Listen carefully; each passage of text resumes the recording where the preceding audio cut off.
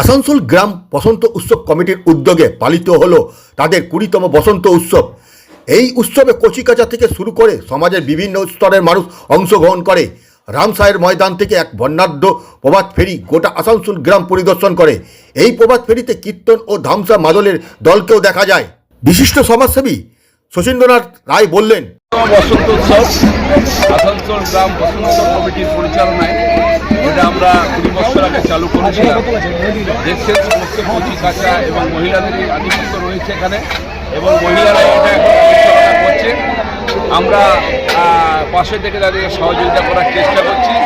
আমরা চাইছি এই হোলি উৎসব সবাই রঙিন হয়ে উঠুন, সবাই সম্প্রীতি বজায় রাখুন, এবং যারা কচিকাঁচা আগামীদের ভবিষ্যৎ তাদের আনন্দের সঙ্গে আমরাও তাদের মিলিত হই। এটাই আমাদের কামনা। সবাই সুস্থ থাকুন, সুন্দর থাকুন, এটাই ঠাকুরের।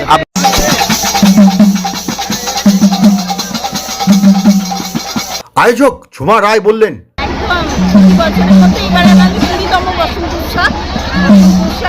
পলাশের রঙে আমরা সারা বছর যেমন এই দিনটার অপেক্ষায় করতে থাকি, যেই দিনটাতে আমরা কবে সবাই আবার একসাথে মিলিত হবো এবং আনন্দের জোয়ারে ভাসবো।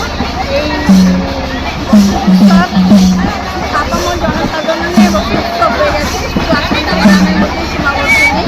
সব জায়গা থেকে বিভিন্ন সংস্কৃতিপ্রেমী মানুষ এখানে আমাদের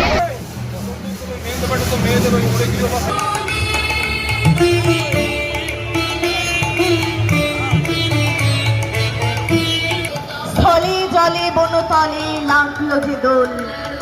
আসানসোল গ্রামবাসী তথা সমগ্র আসানসোলবাসীকে জানাই দোল পূর্ণিমার আন্তরিক শুভেচ্ছা এবং প্রীতি।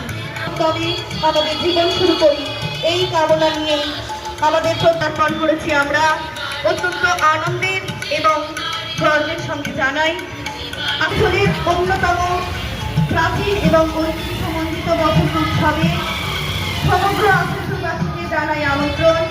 আপনারা আসুন, আমাদের এই বসন্তের রং আপনাদের মনে প্রাণে সকলের জীবনে লাগুক।